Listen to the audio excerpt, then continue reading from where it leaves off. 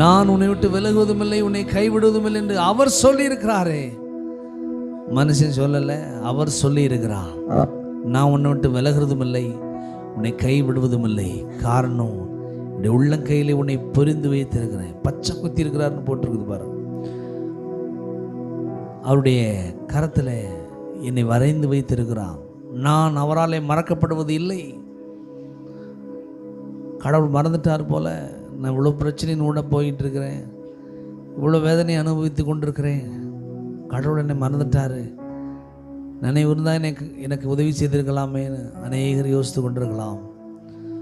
மாலை வேளையிலே கர்த்தர் சொல்லுகிறார், உள்ளங்கையிலே வரைந்து வைத்திருக்கிறேன். ஏற்ற வேளையில் உனக்கு சகாயம் செய்யும்படி நான் ஆயத்தமாக இருக்கிறேன்.